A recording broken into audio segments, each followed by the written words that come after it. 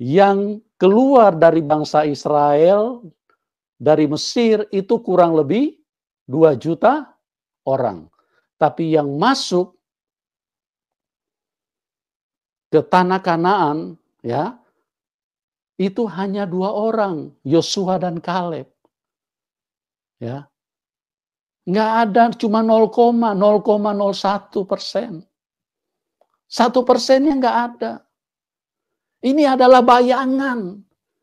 Ini mewakili kehidupan gereja di akhir zaman. Karena semua yang ditulis di dalam Alkitab, itu bukan hanya kebetulan teman-teman.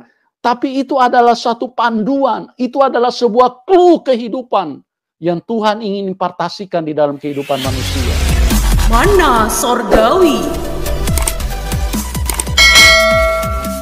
Satu ketika Tuhan berkata kepada bangsa Israel, keluar. Tuhan memerintahkan Musa untuk membawa bangsa Israel keluar dari Mesir. Tujuannya apa? Tuhan ingin memperkenalkan sebuah kehidupan yang baru, yang berbeda, yang terpisah. Ya, supaya bangsa Israel itu memiliki satu kehidupan yang berbeda. Ini tujuan Tuhan. Tetapi bangsa Israel tidak mengerti. Bangsa Israel selalu ingin kembali ke Mesir. Dengan alasan di Mesir banyak daging.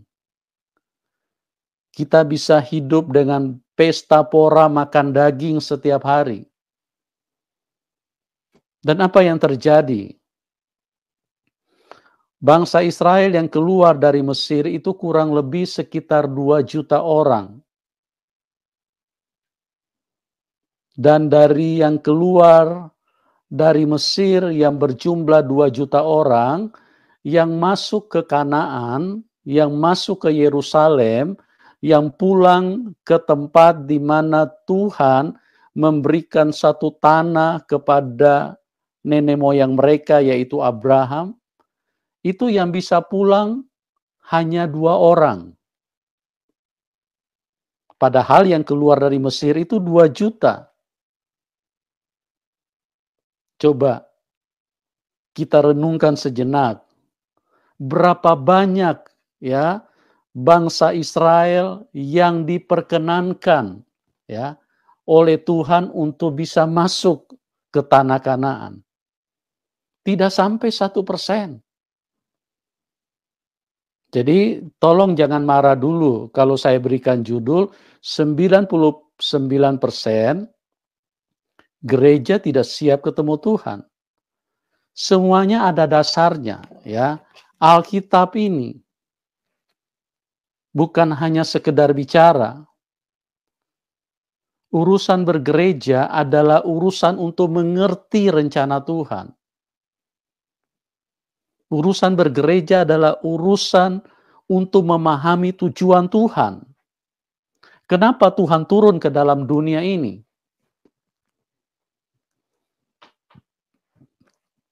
Apa maksud Tuhan? Karena Tuhan punya rencana. Supaya apa? Supaya gereja benar-benar mengenal. Bukan hanya mengenal, tapi gereja seharusnya memiliki kehidupan yang diinginkan oleh Tuhan. Tapi kalau gereja tidak memiliki, itulah yang membuat gereja tidak siap. Gereja yang tidak siap atau gereja yang tidak memiliki kehidupan yang menjadi rencana Tuhan, rancangan Tuhan, inilah yang membuat gereja nanti tidak akan ketemu Tuhan. Ya, 99%. 99% gereja tidak siap ketemu Tuhan. Terlalu sedikit. Ya. Jadi kita harus hati-hati. Sekali lagi saya katakan, Tuhan datang bukan hanya seperti bersifat manusiawi, yang datang hanya dengan tujuan bisnis. Tuhan datang bukan hanya seperti kunjungan kerja kenegaraan seorang presiden. Tuhan datang itu dengan tujuan yang sempurna. Supaya setiap manusia yang seharusnya mati akibat dosa itu bisa mengalami kehidupan. Ya, bagaimana caranya? Tuhan memperkenalkan sebuah kehidupan yang baru yang harus dimiliki oleh setiap orang yang percaya kepada Dia. Jadi satu kehidupan yang terpisah, satu kehidupan yang berbeda, satu kehidupan yang tidak sama sekali dengan kehidupan yang kita lihat di dalam dunia ini. Nah, kehidupan apa itu? Yaitu kehidupan roh. Karena Tuhan datang itu membangun kerajaan roh, bukan kerajaan daging. Satu ketika bangsa Israel bertanya kepada Tuhan Yesus waktu Tuhan Yesus telah selesai menyelesaikan tugas penebusan dengan mati di kayu salib. Murid-murid bertanya kepada Tuhan, "Guru, maukah engkau untuk membangun atau memulihkan kerajaan Daud atau kerajaan bagi Israel saat ini?" Mereka pikir Tuhan Yesus itu datang seperti Raja Daud, membangun kerajaan seperti Israel sebelumnya. Mereka tidak tahu konsep Tuhan itu, bahwa konsep Allah itu konsep roh, bukan konsep dunia. Satu kehidupan yang berbeda. Kehidupan roh dengan kehidupan daging. Kehidupan sorgawi dengan kehidupan dunia itu satu kehidupan yang bertentangan.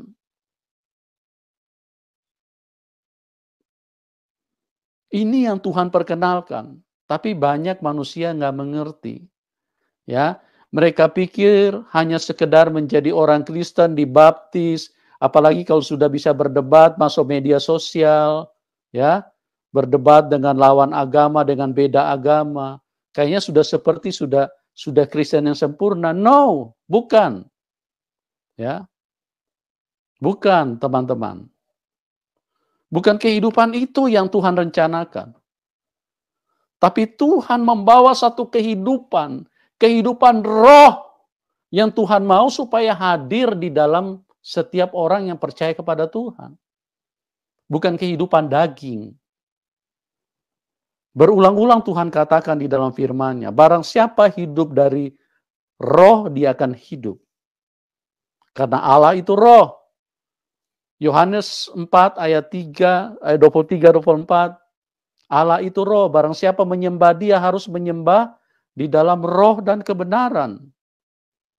Ya, bukan hanya menyembah di mulut, tapi menyembah dari roh, di dalam roh dan kebenaran. Ya, kalau cuma menyembah di mulut, penyanyi-penyanyi lebih hebat suaranya. Tapi bukan itu target Tuhan. Ya, tapi Tuhan mau menyembah dari roh. Karena Allah itu roh, kehidupan roh. Makanya kenapa Tuhan Yesus datang, Dia tidak kawin. Karena Dia datang bukan untuk membangun daging, kerajaan daging. Kalau Dia kawin, Dia membangun kerajaan daging, melahirkan anak-anak daging. Ini saja gereja tidak mengerti. Maaf ya teman-teman, ya ini saja pendeta tidak mengerti. Ya, gereja bilang ikut Tuhan yang mana? Ada nggak kehidupan Tuhan yang diimpartasikan, dinyatakan Tuhan itu ada nggak yang diikuti oleh gereja? Tidak ada. Makanya coba lihat gereja kalau sudah mau koid atau sudah di ruang ICU, pada ketakutan semua. Tidak siap ketemu Tuhan. Tidak mau. Bahkan kalau berdoa, kalau bisa, hidup 1000 tahun lagi. Kenapa? Karena gereja tidak siap ketemu Tuhan. Ya, gereja cuma menjadi manusia duniawi. Gereja cuma tahu hidup di dunia. Kalau bisa hidup selama-lamanya di dunia. Aku ingin hidup 1000 tahun lagi. Apa bedanya dengan pujangga, dengan penyair puisi? Aku ingin hidup 1000 tahun lagi. Apa bedanya? Tidak ada bedanya orang Kristen. Gagal rencana Tuhan. Yang bikin gagal dirimu sendiri, gereja yang bikin gagal. Tuhan tidak mungkin gagal. Saya sebagai hamba Tuhan hanya ingin mengingatkan teman-teman, jangan sia-siakan kasih karunia Tuhan. Berjalanlah, kenalilah panggilan Tuhan, rancangan Tuhan, kerinduan Tuhan. Supaya apa? Supaya itu benar-benar dimiliki oleh gereja. Jangan kita datang, kehidupan kita hanya menjadi orang-orang yang berorganisasi. Apa bedanya orang Kristen dengan orang-orang lain, dengan yang beragama-agama lain? Nggak ada bedanya. Ya, hanya sebuah organisasi. Bukan itu yang Tuhan maksudkan. Yang Tuhan maksudkan adalah satu kehidupan yang berbeda. Yang diinginkan oleh Tuhan, yang dibangun oleh Tuhan. Makanya kenapa Tuhan Yesus tidak kawin? Ya. Tuhan datang membangun kerajaan roh. Tuhan datang membangun kehidupan roh.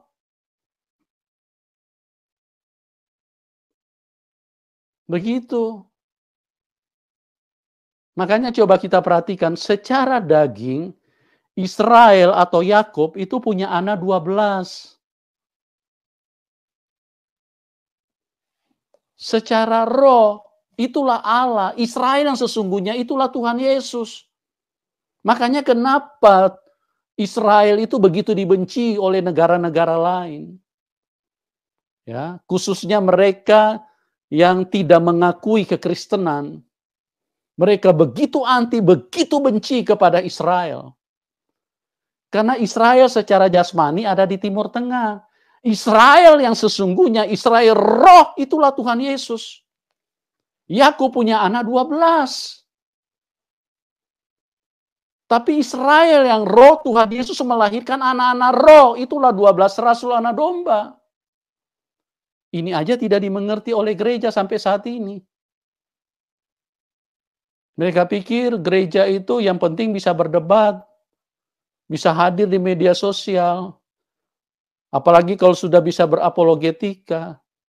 No, bukan itu tujuan Tuhan, teman-teman. Tuhan ingin supaya kehidupan yang dibangun oleh Tuhan, yang dihadirkan oleh Tuhan, itu masuk di dalam kehidupan manusia. Dan manusia mulai berubah arah. Kalau tadinya manusia berjalan di dalam dimensi daging, sekarang ini manusia harus pindah alamat. Harus keluar daripada kehidupan daging. Kalau dulu kehidupannya Mesir yang adalah lambang dunia, sekarang harus pindah ke Kanaan. Makanya Tuhan bilang, keluarlah kamu, pindah, bawa bangsa Israel keluar menuju ke Kanaan. Cuma pertanyaannya Bapak Ibu, yang bisa masuk ke tanah Kanaan itu hanya 2 orang.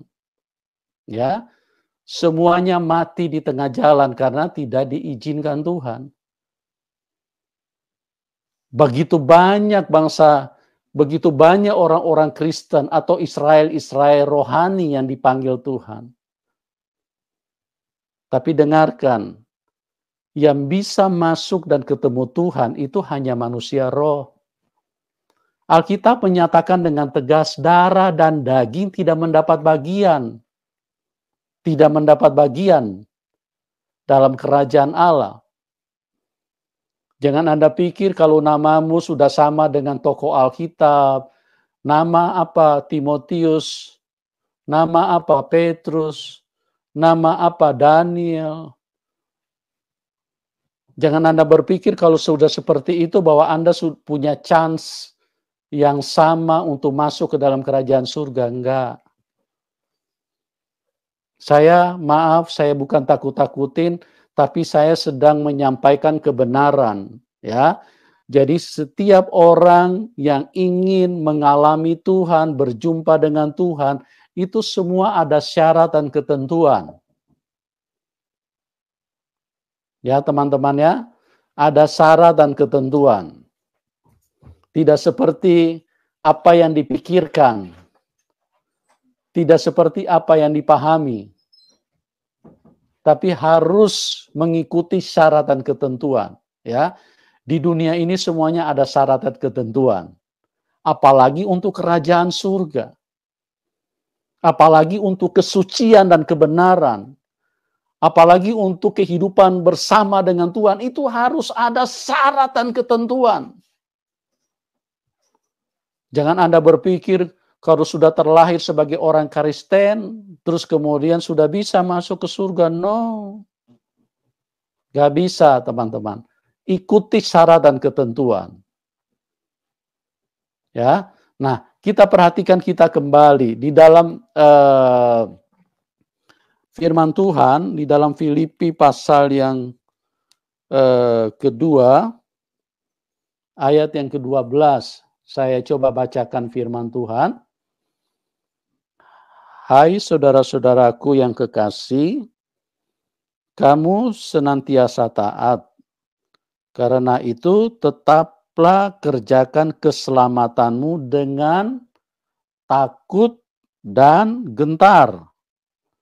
Bukan saja seperti waktu aku masih hadir, tetapi terlebih pula sekarang waktu aku tidak hadir. Ya. Jadi di sini Paulus mengajarkan kepada kita mengerjakan keselamatan itu dengan standar yang sangat khusus. Dengan takut dan gentar, ya. Jadi tidak main-main. Teman-teman, saya masih ingat satu ayat yang dituliskan oleh Paulus di dalam Korintus. 1 Korintus 9 ayat 27. Bahwa aku melatih tubuhku. Aku melatih tubuhku.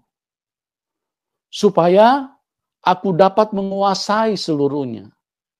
Aku melatih tanganku. Aku melatih mulutku, aku melatih telingaku, aku melatih mataku. Aku melatih tubuhku. Supaya jangan sampai sesudah memberitakan Injil, aku sendirian ditolak. Coba ingat baik-baik. Paulus punya perjuangan, punya pengorbanan, punya pelayanan, tidak diragukan. Ya. Sampai Tuhan Yesus tidak kawin pun dia ikut. Apa yang dilakukan Tuhan, semua dia ikut. Dia benar-benar seorang tokoh yang luar biasa. Kalau saya boleh kasih gelar, Paulus ini doktornya doktor penginjilan. Ya. Membangun pelayanan dengan begitu luar biasa. Hampir separuh dari perjanjian baru itu ditulis, difirmankan melalui Paulus. Seberapa besar kepercayaan Tuhan kepada dia. Karena begitu luar biasa dia mengikut Tuhan. Begitu luar biasa dia mentaati Tuhan. Begitu luar biasa dia melayani Tuhan. Tapi ingat teman-teman, Paulus saja selalu punya kewaspadaan yang tinggi. Dia berkata, aku melatih tubuhku. Supaya jangan sampai sesudah memberitakan Injil, aku sendiri yang ditolak. Ya, jadi jangan main-main. Kerjakanlah keselamatanmu dengan takut dan gentar. Ya, bukan hanya dengan takut, dengan gemetar. Ya, karena keselamatan itu standar Tuhan itu bukan standar pengadilan. Standar pengadilan bisa disogok kiri kanan, bisa main mata, ya, kita bisa atur dengan segala macam cara, bisa tembus. Biar salah, biar hukuman berat kayak apapun, itu bisa diatur semua kalau standar manusia. Tapi kalau standar Tuhan, gereja mau atur pakai apa? Mau pakai apa? Gak bisa, teman-teman. Standarnya harus mengikuti syarat dan ketentuan Alkitab, ini harus dipenuhi. Hidupmu harus menjadi manusia roh. baru kita bisa mencapai apa yang kita inginkan. Baru kita bisa ketemu Tuhan. Kalau kita manusia daging, nggak bisa, teman-teman. Ya, makanya setiap kali orang Kristen itu tidak pernah siap kalau mati. Selalu takut. Kalau sudah mau mati, panggil pendeta. Pikirnya pendeta bisa menolong. Pendeta pun takut mati. Ya, kalau nggak percaya tanya. Pendeta pun takut mati karena tidak siap ketemu Tuhan. Jadi sekali lagi, mari kita sama-sama ya mempersiapkan diri dengan sungguh-sungguh. Belajar seperti Paulus. Paulus itu tokoh besar. Kenapa dia tidak kawin? Karena dia juga ingin menjadi manusia roh. Orang yang kawin itu membangun kerajaan daging. Makanya anak-anak yang dilahirkan dari darah dan daging disebut anak daging. Itu darah daging saya. Dan Tuhan tidak mengenal darah daging. Tuhan sudah bilang darah dan daging tidak mendapat bagian dalam kerajaan surga. Siapkah kita untuk menjadi manusia roh? Seperti apa yang dilakukan oleh Tuhan? Dia tidak membangun kerajaan daging, dia membangun kerajaan roh. Makanya dia melahirkan 12 anak roh, itulah 12 rasul. Bayangannya itu 12 anak Israel, itu manusia daging ada di Israel sana tuh, di Timur Tengah sana. Bukan itu Israel yang sesungguhnya. Itu hanya bayangan. Israel yang sesungguhnya adalah kehidupan gereja yang lahir melalui roh. Makanya karena kita anak dari roh, kita menyebut yang Bapa kita adalah roh itu sebagai Bapa. Bapa kami yang ada di dalam surga. Kenapa Anda menyebutkan dia Bapa kita? Bapa kami yang ada di dalam surga karena kita anak roh. Dilahirkan oleh roh Kudus. Sehingga kita semua bisa layak memanggil dia. Karena kita menjadi manusia roh, kita lahir dari Roh Kudus. Ya. Banyak sekali Bapak Ibu, nanti saya akan bukakan sedikit demi sedikit supaya kita memahami tentang konsep kehidupan roh yang selama ini begitu tertutup. Ya. Kenapa? Karena gereja sendiri tidak menjadi manusia roh. Makanya yang dibangun semuanya cuma kehidupan daging. Yang dibangun cuma kehidupan yang berskala hanya seperti organisasi. Ayo kita berubah, ayo kita bertobat, ayo kita masuk, kita beralih dari kehidupan daging, masuk kepada kehidupan roh. Dari kehidupan dunia berpindah kepada kehidupan sorgawi. Karena hanya itu yang membawa kita kepada kehidupan roh. Ya, sekali lagi saya katakan, yang keluar dari bangsa Israel, dari Mesir itu kurang lebih 2 juta orang. Tapi yang masuk ke tanah Kanaan, ya, itu hanya 2 orang, Yosua dan Kaleb. Ya. Nggak ada, cuma 0,01%. 1%-nya nggak ada. Ini adalah bayangan. Ini mewakili kehidupan gereja di akhir zaman. Karena semua yang ditulis di dalam Alkitab, itu bukan hanya kebetulan teman-teman. Tapi itu adalah suatu panduan. Itu adalah sebuah clue kehidupan yang Tuhan ingin impartasikan di dalam kehidupan manusia. Ya. Saya berharap kita boleh bertumbuh di dalam roh dan kita siap untuk dibimbing, untuk mengerti tentang rencana Tuhan. Ayo teman-teman, kita harus berjuang untuk kehidupan supaya semua kita benar-benar layak. Jadi seperti Paulus berkata, aku melatih tubuhku supaya aku dapat menguasainya. Ya, supaya jangan sampai sesudah memberitakan Injil, aku sendiri yang ditolak. Paulus sadar betul, tidak main-main. Ya, kalau Paulus saja seperti ini, gereja seperti apa?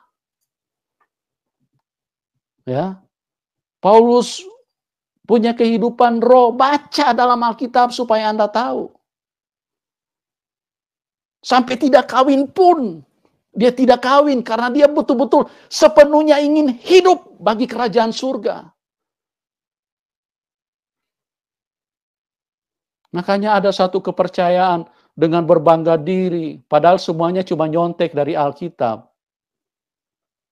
Ya, kehidupan cuma memikirkan kawin-kawin, punya istri banyak.